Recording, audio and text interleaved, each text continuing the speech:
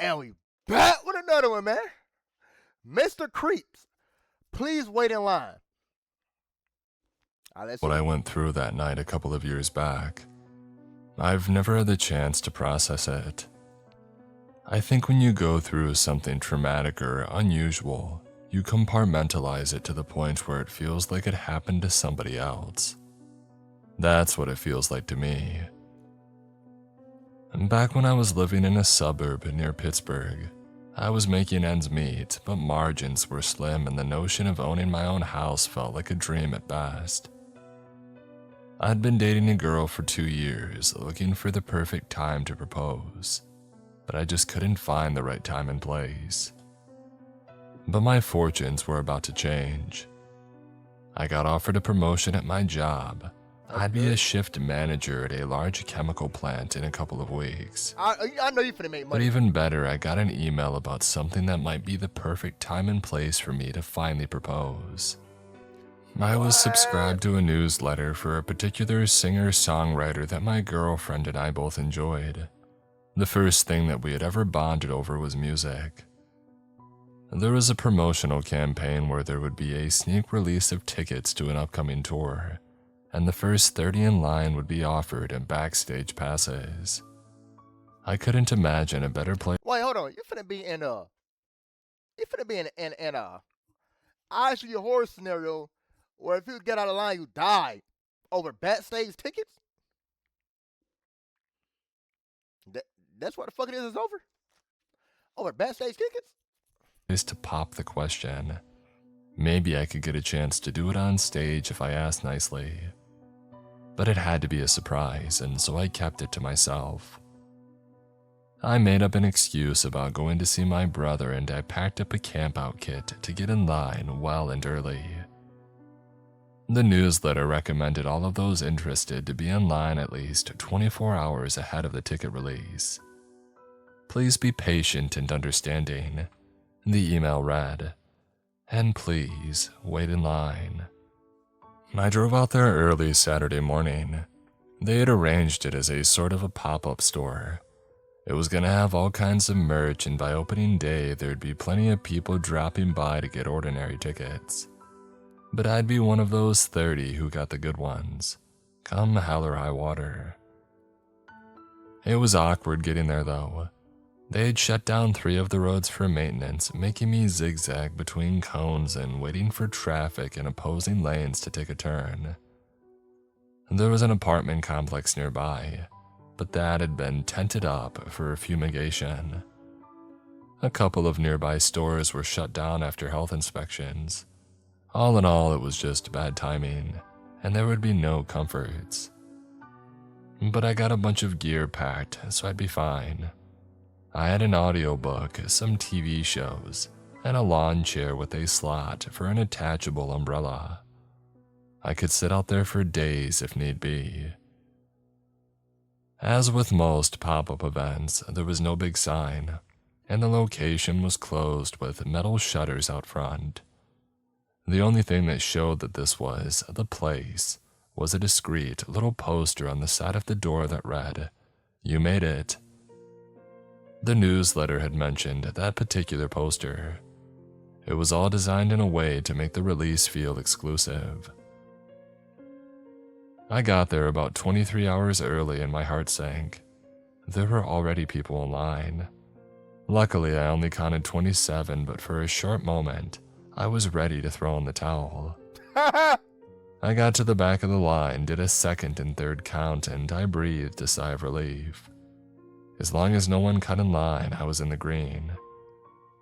So I set up my chair, attached an umbrella to my chair, and got started on the first season of Monk. After a couple of hours, the line had grown to about 50 people before slowing down. Maybe those in the back were hoping that people up front would either drop out, or maybe they hoped there'd be extra tickets. The email had mentioned that there might be a couple of extras, but it couldn't be guaranteed. But I was still in the green, so I didn't have to worry all that much. It wasn't an unpleasant place to stay. The building was facing away from the sun, and there wasn't any traffic nearby because of all the maintenance. I think the crews had stopped working for the weekend because there was little to no machine noise. I didn't hear a single jackhammer or concrete mixer, just the ambience of the city and the murmur of the people in line. There was a bit of a tussle up front. This one woman was getting up and talking to people. She was hard to miss, and she had this neon green band shirt and blue-colored hair. You could see her from a mile away. She went down the line asking if anybody had any antihistamines, allergy pills. She was having some sort of reaction. Turns out that no one had any, so she had to head off to find some. And there was a drugstore a couple of blocks away, and the guy next to her promised that she could keep her spot. So she walked away, thanking those around her for being so understanding. The thing is, she never came back. Hours later, her spot was still vacant. And by dinner time, I kicked up a conversation with the guy next to me. He had arrived just after I did, so he was still among the first 30. His name was Rodney, and he had this lean, metalhead kind of build. Arms covered in tattoos and those kinds of pants with zippers that you can turn into shorts. It didn't look like his kind of venue. I'm surprised at my girl, Rodney smiled. She loves this stuff. Same here, I said. I think that I might pop the question. Oh, congrats. Love to see it. He offered me a Coke and I took it. He hadn't prepared himself quite like I had, so I offered him a pad to watch some shows while I listened to my audiobook. We shared a couple of stories, some snacks, and added one another to our socials. I chomped down on a cold burrito for dinner and I took a nap. Rodney was on his phone talking to a friend for a bit. The people ahead of me were having a conversation of their own and I only caught parts of it. They were discussing if there were 30 available tickets in total, or if there were more tickets given out to the first 30 people. Was there only one ticket per person? Because if all in line wanted 2 or more, that'd be over 60 in total. The email hadn't specified it, and so they were a bit worried. I had no idea, but there was no point in arguing about it. We would see in about a day. There was this one guy who was a couple of spots ahead of me that had to step out of line. He had a friend coming by to drop off some stuff, so he asked if he could hold a spot for a bit. It would just be a couple of minutes. I saw him disappear around the corner. Doing that, I'm in a bit of a hurry kind of jog that polite people do. A couple of minutes passed, then half an hour. After a full hour, he still wasn't back. Isn't that strange? I said to Rodney. 2 people have gone to get something and none came back. Sure, yeah, strange, he nodded. But some people just say those things to get an excuse to leave. It's embarrassing to say that you're bored, you know. I guess it's just strange. I don't know. I ain't gonna lie to you. The first lady, I would have been like, okay, bro, she ain't coming back. But the second dude, if you do that particular jog like that, shit, I know the type of jog he talking about. I know the type of fake ass, real ass, fake ass jog people do. They try to hurry up. Now that's legit. No, that's a legit. Let me hurry up and grab it and come back. Now what's strange is, right, that they don't hear any cars leaving.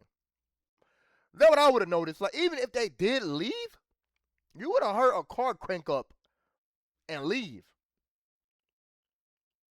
You feel me? Or they would have brought their stuff. You feel me? But I mean, the second one would have made me realize, like, all right, bro, let me keep an eye out on some shit, bro, because something ain't right. Something may not be right. I work at the hospital, he said. I'm an anesthesiologist. I know what people who crack under pressure look like. They always shuffle away with a convenient excuse. Those are the worst people to be by, bro. No, I ain't gonna say be by somebody who is equally as paranoid, but being by somebody that can't even possibly consider it being a red flag. Those people you cannot be around, bro. They get you fucked up, bro, thinking like everything is normal, bro. Don't worry about it. And little do you know, bro, if you walk off that line, you die. and you ain't even pick it up because the dude right beside you, he know these things 'cause his work career. You feel those the worst person to be by, bro? The worst motherfuckers. You sure that's it? I asked. No, but I got no other explanation. Fair enough. As the sun dipped below the horizon, the sounds of the city lowered to a mumble. Cars gave way to people walking their dogs, and in this particular neighborhood, there was a lot of those. There were a couple more people who got out of line and walked away, not to return. We were still well over 40 though, but I think some got cold feet as the city got dark. A couple of light posts from a nearby street cast long shadows across the pavement. I was having a nap when Rodney poked me. He looked confused. Some folks in the back are saying that we're in the wrong line. They're opening some name brand store. There ain't no ticket sales. You're kidding me, I scoffed. You can't be serious. This ain't no store opening, he called back. It's an autograph signing. And that kicked up a murmur. All of a sudden, the entire line was talking. And there was some confusion about what we were actually doing out there. A lot of people were there for tickets, but for different artists. Some were there for a shop opening, an autograph signing, or a giveaway. A couple of phones were passed around and shown so that we could compare emails. All emails were from different accounts. Oh, I ain't gonna lie to you, bro. See, look, I would have got killed, bro, because I would have left. Realistically, bro, I would have even had left. I would have been terrified. I would have been terrified, bro. But thank God I have an open mind and I believe any and everything, bro. So I don't think I would have been It's weird. Because, like, at that point, once you realize, bro, this is a fucking scam, something weird is going on, I would have left and I would have got. Like, I gotta hear what made them stay. I gotta hear what made them stay, bro. Because now you feel like, now everybody who leave, you're not even thinking about like, oh, they're weird. You're thinking about it like, oh, okay, I get why they left. You feel me? So nobody's no longer being suspicious of something that could go wrong and they leave. You get what I'm saying? Damn. Seemingly official enough to get past these spam filters. They all advertised different things, but they ended with the same line. Please be patient and understanding, and please wait in line. It became readily apparent that no one had the faintest idea what this opening actually was. A couple of folks just got up and left. Finally, the guy at the very front stepped out of line. I'm not sticking around for some scam, he spat. I'm going home, you should too. A couple more people packed up but hadn't decided what to do.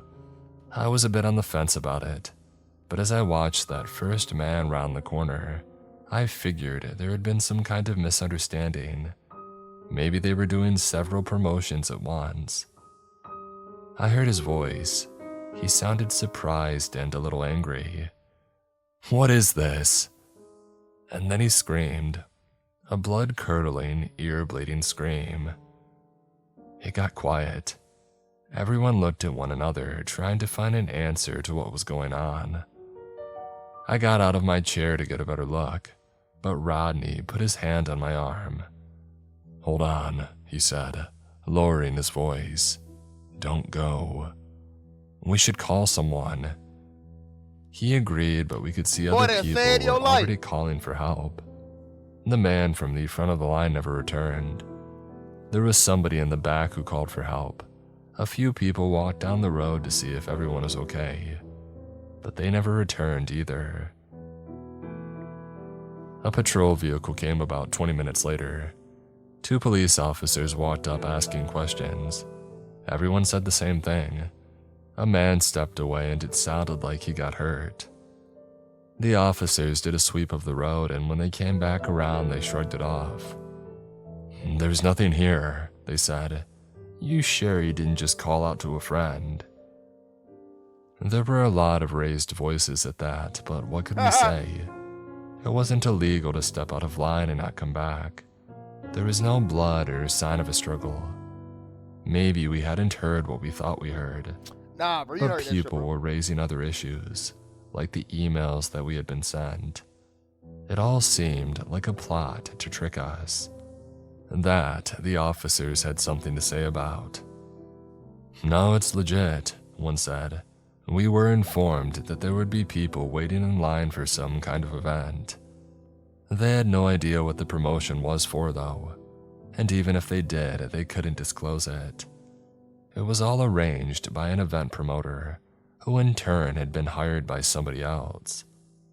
All in all, there was nothing they could do but to wish us the best of luck and be on their way. As they left, I noticed them meeting up with somebody walking their dog at the end of the street. They shook hands, looked at us, and went their separate ways. Rodney and I stayed up late.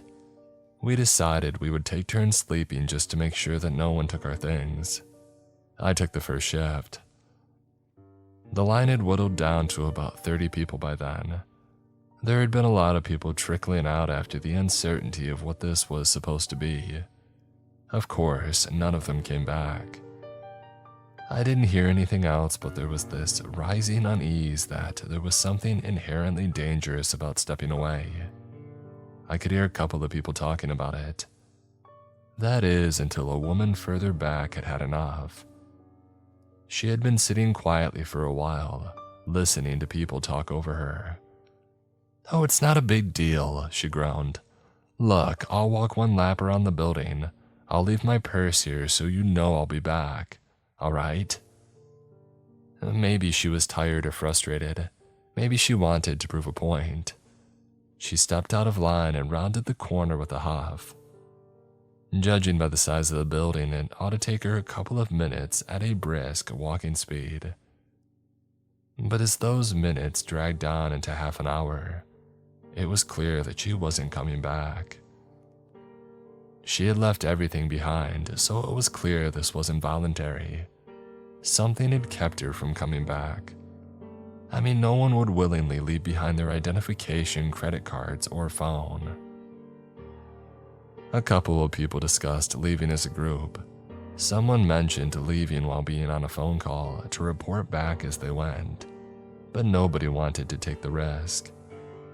We didn't know what was going on and nobody was eager to put themselves on the line. Instead, we waited, speculated, and murmured back and forth about what might be going on. Was it some crime thing, gang-related, or was it all just a big misunderstanding? How the fuck that misunderstanding? I woke up Rodney around midnight and leaned back in my chair. I told him about the woman leaving her things behind, and I could see something settle on his brow. It was a strange position to be in.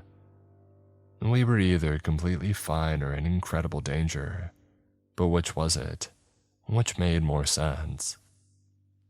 I had a nervous sleep. No dreams, and just a stream of thoughts. I kept waking up for the dumbest reasons. A car playing loud music a couple of streets down. A barking dog. Someone throwing away a bunch of glass bottles. Just everyday city noise. Rodney had slumped against the wall, chewing. Here's the thing about his storytelling, bro. I like how, like, I'm really watching a movie inside my head, bro. I'm actually seeing all this shit take place inside my fucking head, bro. It's like I'm actually seeing the characters, bro. Everything they're going through inside my head, bro. That shit tough. On some licorice. When he noticed me watching, he pointed down the street. "And they keep coming back around." "Who?" I asked. "Not sure, some guy walking his dog every 30 minutes or so." "The same guy?"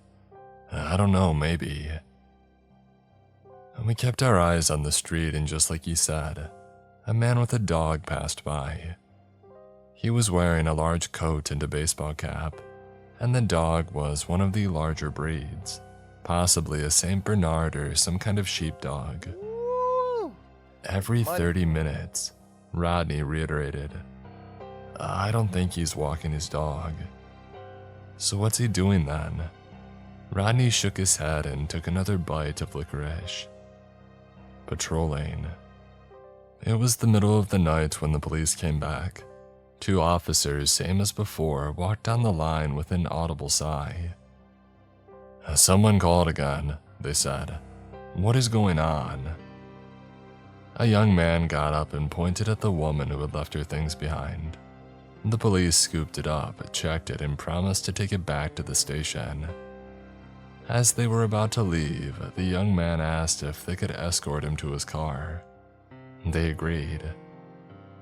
As he left, he looked back at the rest of us holding up his phone. A woman that he had been sitting next to held up her phone in response. I'll stay on the line until I get home, he called out. I'll keep you updated. It seemed to go well enough, but as they rounded the corner at the end of the street, I noticed one of the officers looking to the left and raising his hand, as if waving at somebody just off to the side. We all looked at the woman with her phone. She was hunched over, cradling it with both hands, listening through a wireless earpiece. She would say something occasionally like a quiet, "Yes, I'm still here. Why the fuck you got that shit on a Bluetooth?" And then after a couple of minutes, her eyes went wide. Hello? Dan, are you there? There was no response. I could see the tears pool in her eyes as her hand started to shake. He had promised to stay on the line. Something must have gone wrong. They're picking us off, muttered Rodney. Someone is picking us off. But why? I whispered back. What's the point? I mean, think about it. This whole block is basically shut down. Roadwork, maintenance, fumigation, renovations. It's only us out here. But why us and why now? There's gotta be a reason. Everyone was awake by then. We tried to figure it out if we all had something in common. We all looked different and we were all different ages. We were there for different reasons and we lived in different parts of town. There was nothing readily apparent that we had in common. Dan works at a bottling plant, the woman with the phone added. I'm in retail. Others joined in. One was an airline pilot, another was a bodyguard, a firefighter, a translator. All very different people in very different lines of work. However, we had one thing in common. We all had access to something. Rodney had access to pretty much whatever at the hospital. The woman working retail had access to influential private clients. The firefighter had control over who had what shift and who would respond to what call. The translator could listen in on privileged information. I was no different. I was about to become a shift manager at the plant. I could choose what and who went where and when. Well, is that it? Rodney said. Is that what we're here for? But what's the point of taking us out? I asked. This isn't hurting anyone but us. The man walking his dog was back for another round, but now it looked like he had slowed down a bit. As Rodney talked, I saw him stop at the end of the street, giving us a long look. And his dog looked too. Somewhere around 3 a.m., a whole group of people got up from the back of the line. The idea was clear. They were gonna rush out of there. Others protested, saying that they could call people over to come help. If we all call someone, we can make a crowd, a man called out. We can leave as a crowd and we'll be fine. No, we have to spread out, somebody else said. We go different ways and we go fast. Some of us are bound to get out. Rodney got up too, but his voice drowned in the crowd. Things were getting heated and people were pushing one another. Angry fingers were being pointed. Phrases were repeated over and over and over. The argument was quickly turning into a shouting contest. There's at least 8 people patrolling, Rodney tried to say. I've counted. There's at least 8. But no one listened. And as push came to shove, a group from the back of the line spread out and ran into the night. Rodney slouched back down against the wall, breathing heavily. We all held our breath, listening. We could hear footsteps running down different alleyways. It started with a crash like someone taking a tumble into a trash container, and then one pair of footsteps stopped. Not long after, another stopped, and from a far-off corner I heard this barking, a loud, growling bark. "No," someone pleaded. "No, no, no, no." There were no screaming, no gunshots. All the sound just stopped and no one came back. A guy from the back of the line called out to them but got no answer. And we were down to about 20 people. Some were calling home, others were calling the police, but they weren't about to come back here for a third time. One called a taxi, but they couldn't find a place to park, so they had to stop at an adjacent street, which we wouldn't be able to get to. There was also this one woman with a face tattoo that asked to borrow a phone. Rodney handed over his. "I'm getting my guys down here," she said. "You'll see, I'm done." She made a call, shouting angrily for a couple of minutes. After the person on the other end finally seemed to understand the gravity of the situation, Rodney got his phone back. About 20 or so minutes later, 6 very tired men came wandering down the street. I could see the outline of holsters inside their cheap jackets. "We're going," the tattooed woman called out. "Y'all can come if you want." A couple of people got up. I looked at Rodney, but he shook his head. "Suit yourself," she continued. "We're leaving." We watched them walk away and around the corner. I heard them starting a car and putting it into gear. There was music playing, something loud with a thumping bass. It sounded like they were about to drive away when I heard a bark, but it wasn't just a bark, it was more like a growling cough. And then a gunshot, and then another. The sound bounced against the walls, ringing out over the city. I saw a couple of lights turn on in distant buildings, and then it was all quiet again. No one wanted to go look. Some people screamed at nearby houses, hoping for someone to open a window and to look our way. No one did. The line itself was in complete disarray by then. People were packing and unpacking, pacing back and forth, hoping that some opportunity would show itself. I wasn't immune to it, but I tried. I ain't gonna lie, you fucked. I ain't gonna lie, 6 dudes pulled up, all strapped, on that tight timing, and they only got off like 3 or 2 shots. Yeah, y'all fucked. Y'all really fucked. Y'all fucked beyond belief. And how the fuck they had all them people fit in the car anyway? To stay calm. Rodney helped a lot. He was a lot more calculated than I had imagined when I first saw him. He counted the people walking by. He measured the dogs. He listened for repeating sounds. My mind was tired, but my heart kept my eyes open and frantic.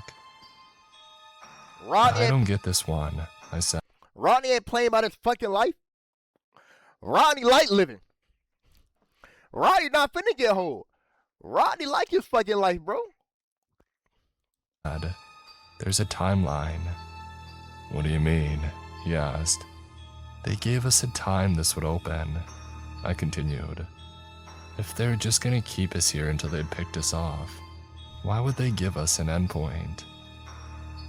"Yeah, there's gotta be something to it," he said. "Some reason for this specific place and this time. And what happens when it opens?" We looked at one another. Whatever was going on, there couldn't be anything good in there. Rodney brought up the idea of breaking into the place that we had been lining up for. A couple of folks were on board, but the front gates were barred shut and the personal entrance was on the back of the building. That kicked up all previous arguments about calling for help, or moving as a group or running like panicked animals into the night. We tried to bend a piece of rebar into a makeshift crowbar, but we couldn't get it to work. The Nah, place that's not was gonna locked down hard, and we hadn't brought anything to break through. We couldn't do it. A couple of people thought about collecting jackets and making a line so that we could pull them back. You know what I would have did? I would have told one of them 6 motherfuckers, hey, bro, record, walk around the whole building and record it. You feel me? Record it or FaceTime me or Google Duo me as y'all run so we can see what the hell is going on. Why have I never thought to record some shit? If need be. The problem was, no one wanted to volunteer. Nothing happens until we're out of sight, someone said. As long as we're within view, nothing happens. So somebody can go to the end of the street, look around the corner, and come back. We had a volunteer for that. A large guy in his early 40s. He brushed off our worries and grabbed his backpack and went to the end of the street. We could see him the whole time as he called back to us. There's a car here. The door is open and there's no one here. Can you see anything? Rodney called out. Nothing. Not a soul. He turned to go back to us when he stopped. He looked to the side. There was a hint of doubt there. Rodney peered up at me and then back at the man. I think the patrol's coming around. Any moment now. Suddenly, the man started running back to us. By the time that he reached us, 3 of us were up on their feet to catch him and slow him down. He was panting like he was having an episode. We looked back towards the street where a person walking his dog had stopped to look at us. That's no dog, the man wheezed. I don't know what it is, but it's no dog. For a couple seconds, we all just stared at the stranger. There really was something unusual about that dog. Nigga, that son is not a dog! Its back legs had a curious shape and there was a shine to the eyes that I hadn't noticed before. Almost blue. A couple more people would crack in the following hour. One just straight rushed down the road. Another tried to leave but was held back by the others. A couple tried to call people for help or to have someone escort them to the car, but nothing came of it. One guy kept spamming the police over and over, yelling at the operator that if they were upset with him, they were free to come down and arrest him at any time. That's smart. By dawn, there were less than 20 of us waiting in line. Damn. It was about 6 a.m. when I saw someone coming down the road. A woman with blue-colored hair and a neon green band shirt. I poked Rodney. We recognized her. She had been the first one to leave, the one who went to get her allergy medication. She came back, I said. You sure that's her? Positive, same clothes and everything. She waved at us. She was smiling and a bit bouncy like she had had a good night's sleep. In comparison, the rest of us were nervous wrecks. Oh, I heard there was trouble, she said. I'm sure it was a misunderstanding. What happened? I asked. Nothing happened. Pills made me sleepy, so I went home. I just came to get my things and see what's going on. I wasn't buying it. And by the looks of Rodney, he wasn't either. Others didn't seem all that sure, but a couple seemed to relax their shoulders a bit. Despite my reservations, she got a lot of people up on their feet. Maybe they really wanted to believe that it was all just a big misunderstanding. And yeah, it was convincing. She had come back after all. But maybe she was some kind of plant. Or maybe it was just someone who sort of looked like her. About half of all the people who remained joined her. They left together, giving the rest of us a tired wave goodbye. Some broke down in tears. There was this one woman whose face has burned into my mind. She was completely beside herself, shaking like a dry leaf in the wind. I'm scared, okay? She cried. I'm scared. I don't understand what's going on. I just want to go home. She was assured and hugged and led by the hand, and slowly but surely they all wandered off down the street, and none would return. About an hour later, there was less than 10 of us left. Rodney shook his head as he looked from side to side. No patrols. They've missed it 2 times. You think we can go? I asked. No, something's up. He shook his head as we looked down the road, only to see someone approaching. It was one of the people who had been walking their dog, except now they weren't just passing by. They were stopping at the end of the street. A couple more joined, blocking off the other exits. One by one, they bent down and let their dogs off their leash. I looked at Rodney. For the first time, he looked scared. I could see his chest rising and falling with little claustrophobic breaths. We were being closed in on from all sides. They've fanned us out, he whispered. They outnumber us. What do we do now? I whispered back. He got up and I followed. Others were taking notice as well, but as we began to spread out, we could see the approaching people moving to intercept. And then the barking. I'll never forget the moment the dogs stepped out of the shade of these surrounding buildings. They looked almost completely black in the shadows, but they remained equally black when they stepped into the morning light. They had this ink black, slick skin. Their back feet looked like something from a bird, and the entire body was hunched over on all fours. It was more humanoid than I had thought, and as they got closer, they stretched out. The smaller of them at full length was at least 6'7".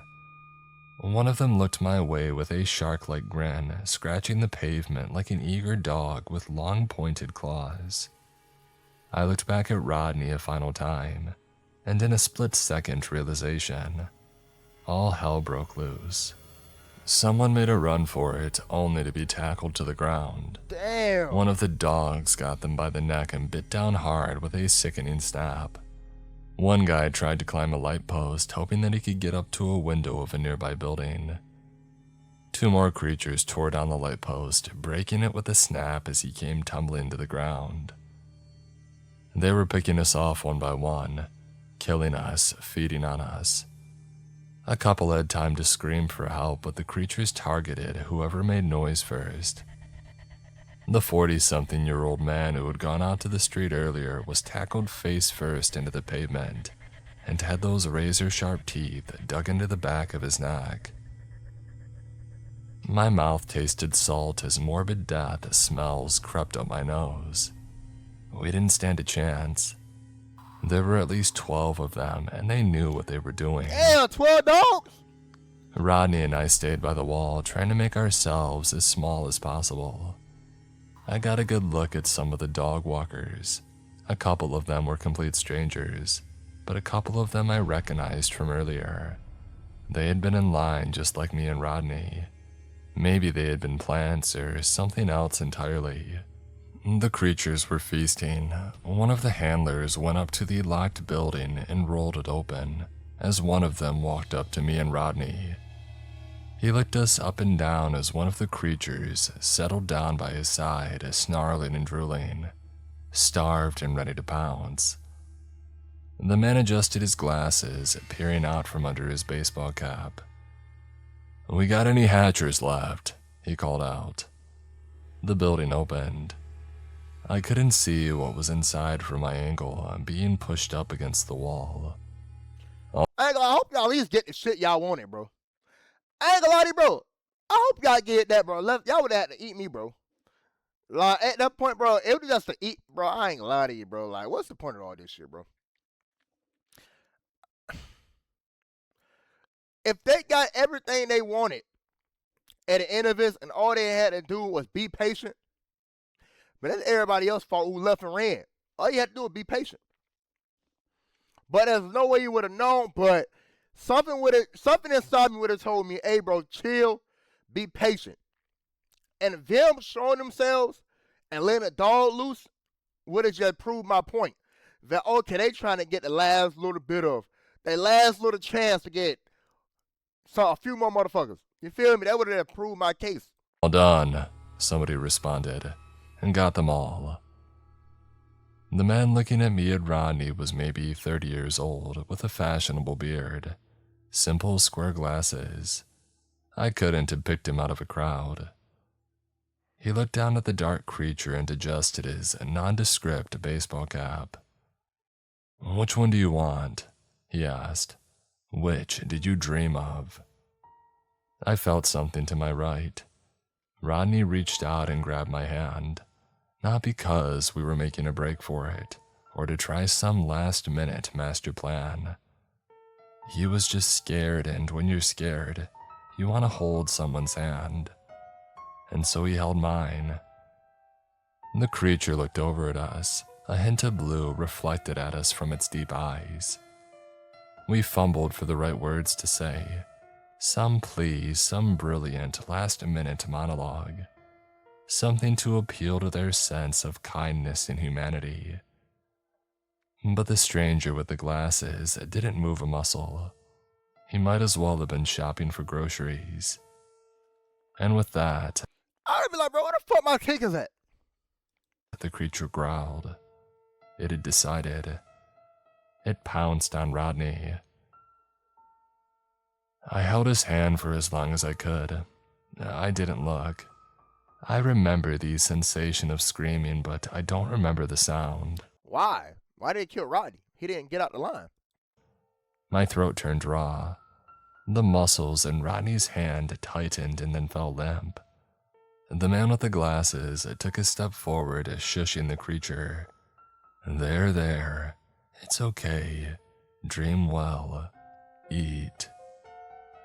Bone crunching, sinew snapping, meat and the smell of hot iron. I closed my eyes so hard that my skull ached. There was noise all around me. I didn't hear most of it as I could barely make out anything over the sound of my own heart. There was biting and ripping, interlaced with the most casual-sounding conversation. "You got the shells?" someone asked. "Oh, no need, we're torching." "You sure?" "Man, it's clear, we got a firefighter." I looked up. A couple creatures began to look different as they ate. Some had brighter skin, some were shorter and fatter. I heard clattering as their claws fell off their fingers, bones snapping as their legs straightened. And then the man with the glasses clapped his hands at me. "Hey," he said, "you can go." "What?" "You can go," he repeated. "We're done here." I got up off the ground and cleared my eyes. A couple of people looked my way and I could tell that they weren't entirely convinced. Some were armed. I recognized one of them as the woman with the face tattoo. "You're letting me go?" "Sure," he said. "We got a full brood. We don't need you." "You can't kill people and walk away," I whispered. You can't do that." He shrugged at me like I had asked. The stupidest nigga alive. They should have killed him and let Rodney live. Rodney should have lived. Rodney peaked game for the jump.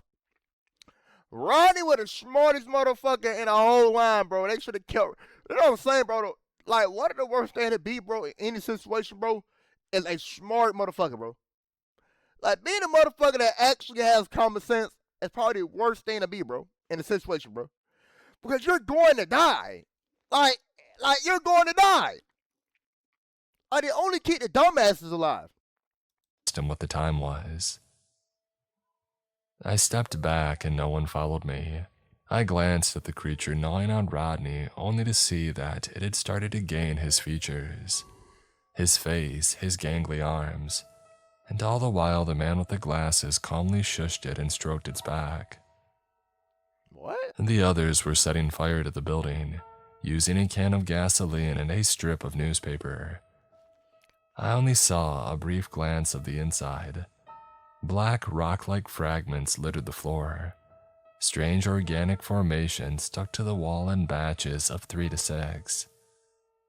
When he noticed that I wasn't leaving, the man with the glasses casually waved a pistol at me.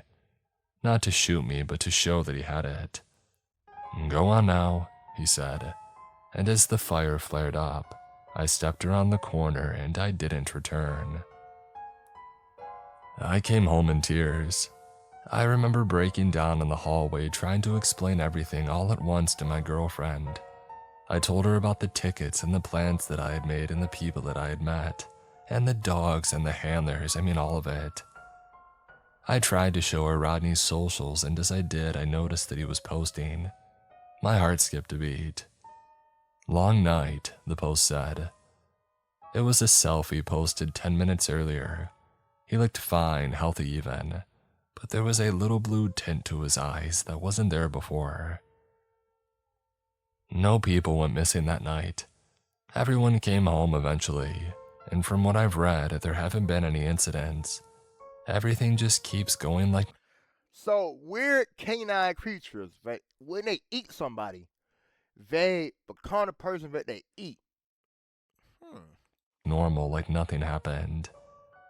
So who can I call? What can I even say?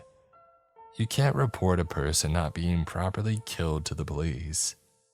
I even texted Rodney once and he responded like it was no big deal. "Hey, I just went home," he said. "Yeah, I'm fine. We should hang out sometime." I would have been like, "Nigga, you died in my face." I would have been like, "Bro, stop playing on my fucking phone, bro. Nigga, you died.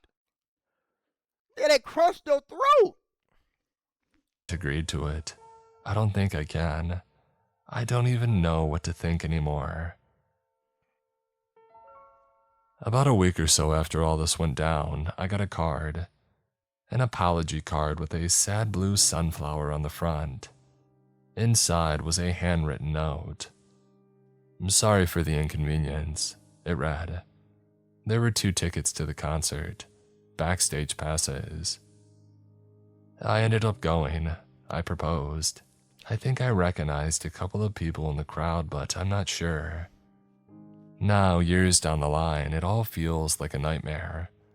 I can't point to a single thing and say, "Hey, look, it really happened." There are no witnesses, and in the eyes of the law, no crime has been committed. But I know what I lived through that night. I would have invited Rodney over, right? Had cameras everywhere, right? Shot his ass and watched that metamorphosis and shit and died. But I would have had everything live fed. And that'll stay with me forever. That's my plan. And I know this was violent and ugly and sick. No, that was a crazy ass story. But that email asked me to wait patiently. And maybe that's what saved my life in the end. Maybe I'm still waiting. But Rodney waited patiently too. Like, you're not the only one that waited patiently, though. Like, what's the difference between you and Rodney?